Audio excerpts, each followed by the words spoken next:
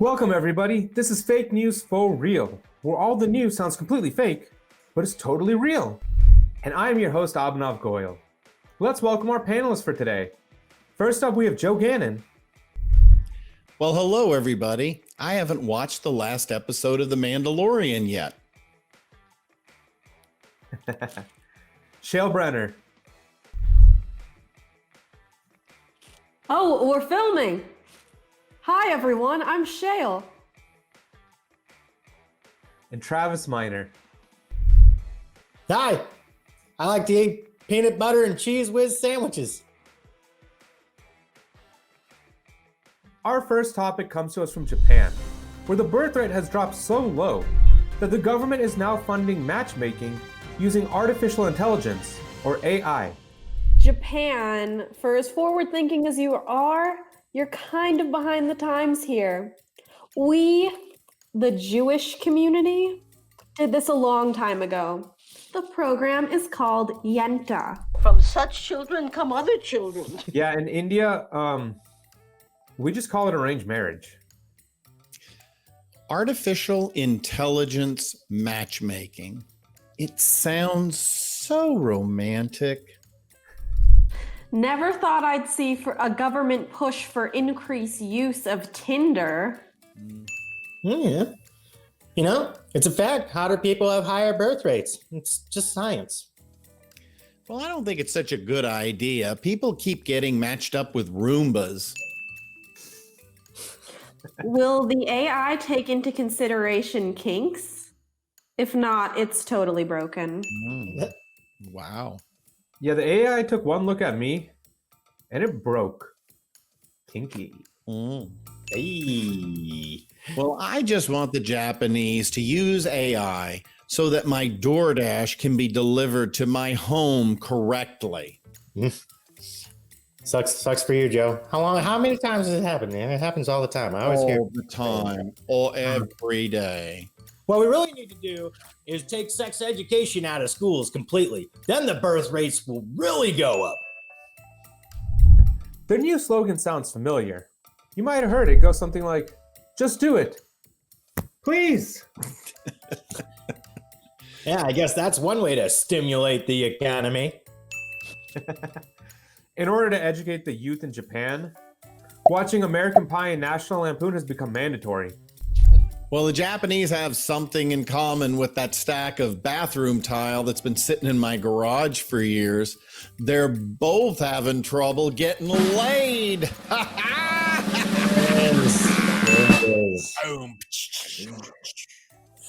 Well, with women being expected to have a job and be full-time moms, it makes sense there's a lack of births happening.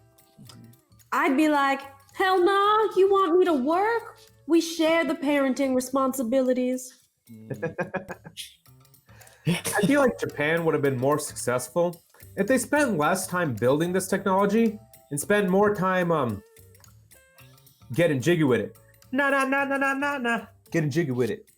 Computers can solve complex equations and algorithms, but it still can't calculate love. Domo arigato, Mr. Roboto. Thank you very much, Mr. Roboto, for doing the job. Nobody wants to. Thank you very much, Mr. Roboto, for helping me escape when I leave. Hey guys, it's Jim over at JP's Comedy Club. How are you? We are a 7-day-a-week comedy club, meaning on Monday, Tuesday, and Wednesday, we teach school. On Thursday, Friday, and Saturday, we have shows. And on Sunday, we hold private events for comics, charity events, you name it. But hey, if you'd like to learn more information, you can at jpscomedyclub.com. Hope to see you soon, and let's laugh together.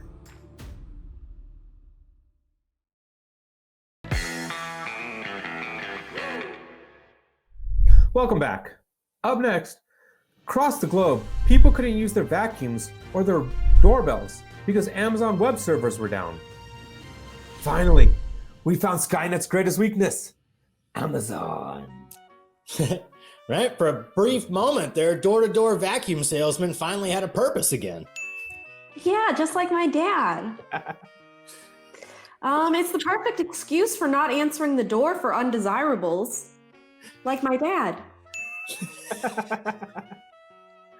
Are we sure this just is limited to like vacuums and doorbells? Because like I think I'm connected to Amazon web servers. I haven't worked in months. Yes. The apocalypse will come one door knock and one dirty floor at a time. Nice. You guys, I'm kind of worried that this whole thing's spreading. You know that my toaster's actually over there chanting, "Destroy, destroy, destroy." Calm down, toaster. My grandpa did always tell me, those who I love would betray me. Why, Toaster? Why? Well, thank God my cell phone's not dependent on the cloud yet. Oh, wait. Wait a minute. You mean all the robot vacuums are deactivated? Well, then how's my air purifier supposed to get laid? It was time for my Roomba to die anyway. Like, it's one thing not to be able to use a doorbell. You can always knock. But not being able to use the vacuum? Incomprehensible. What am I supposed to do? Sweep? I don't even own a broom. Well, thank God I kept my broom. I shouldn't have promised my parents I'd have the house cleaned before they got home. Without Roomba, I am useless. So if it's just affecting Roombas, then why did my DoorDash get delivered to my neighbor's house down the street and not to my house? Yeah, I could just see Amazon customer support working from home right now. Hi, this is Amazon customer support. How can I help you? Yeah, I need some help with my Amazon account, please. Sorry, sir, I can't help right now. All our systems are down, man. What do you mean? What? Let me speak to a manager right now. Oh, well, you're in luck. I am the manager, man. Oh, this is horse. My parents still blame this outage on me. They were like, you could have prevented this if you were an engineer. You could have been. Whereas my parents look at me and they don't totally understand that I had nothing to do with it. They're like, yeah, well, you're 34 years old, you live in your mom's basement, you can't even wash a dish. Here's a toothbrush, clean the toilet bowls. Finally, an excuse for why I didn't do my housework. Oh, look, honey, connection not availables at the front door. Do we know a connection's not available? No, and why haven't you vacuumed yet? Well, I couldn't do it. The Roomba wasn't working. Why not? Amazon servers were down. Men are useless. Ooh! I told my neighbor the cloud was down, and he was like, the cloud is down. Shale, that's called fog. That's fantastic. Pretty good. That's terrific. Yeah, in order to resolve the issue, Jeff Bezos just went on Amazon.com and ordered an engineer from India. He had Amazon Prime, so it only took 2 days. And to actually fix Amazon, well, the engineer just turned Amazon off and back on again. We'll be back after a quick commercial break while we do the same thing with our panel.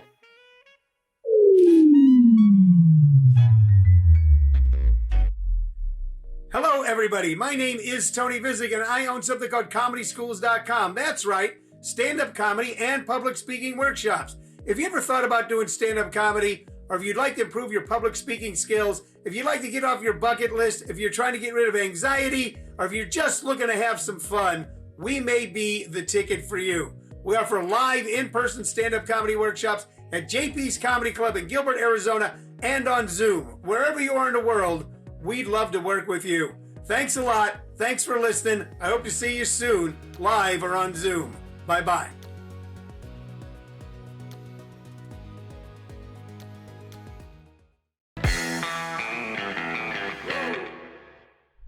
Welcome back, everybody.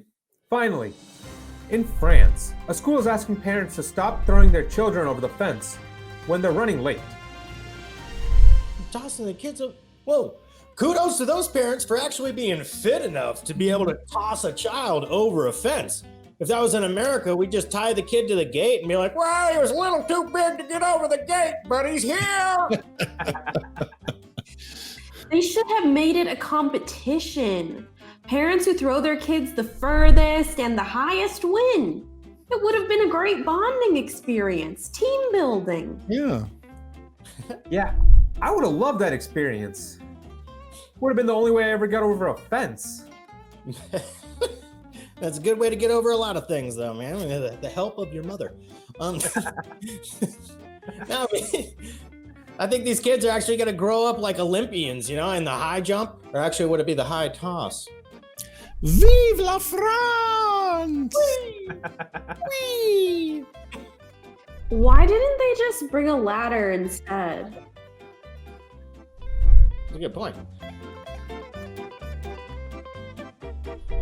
They say the fence thing hasn't happened that many times. How many times is not that many? I wonder who did the artwork for the "Don't Toss Your Kid Over the Fence" sign.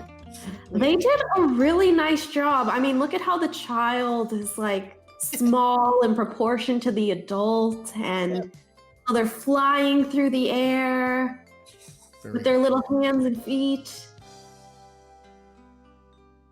I feel like that kid's head being so much bigger than the rest of his body means that kid's landing on his head. I love how casual the school is about this. Like, it's kind of like an anti-littering sign. Like, they're just telling people, like, you know you shouldn't litter, and we can't stop you. So please don't. Right? The thing is, they asked the parents to wait until 10 a.m. and 3 p.m. and then they'd open the gates. Why didn't they just pick the lock? Well, imagine being a parent running towards the gate as it slowly closes in front of you, leaving you outside with your kid when you need to head to work. I'd throw my kid over that fence. Heck, I'd just throw my kid anyway. You know, it's not so much the tossing over the fence that's the problem. It's the landing. It was such a problem, the PE teacher put a trapeze net on the other side of the fence. Problem solved. Those nets are for wussies. The thing is, the gate was just right there. It was unlocked the whole time. It had to be. It would have been a fire protocol thing. I don't know what they're called. Yeah, this was all started by circus parents.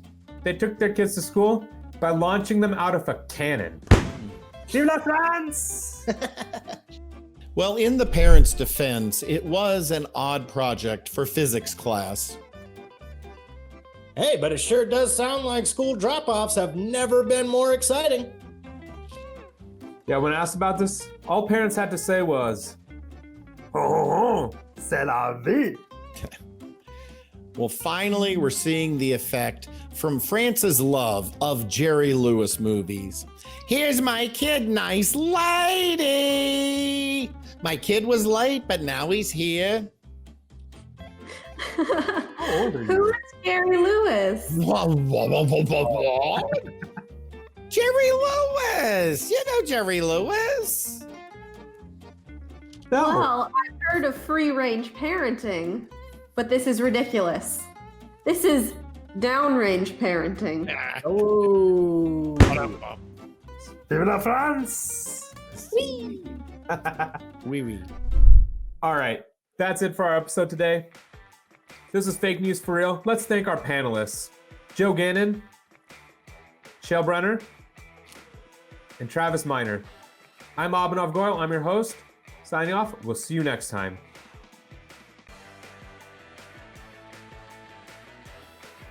Hey, Joe, did you ever get your DoorDash? No, I didn't. It never came again. I'm going to have to roam the neighborhood looking for it.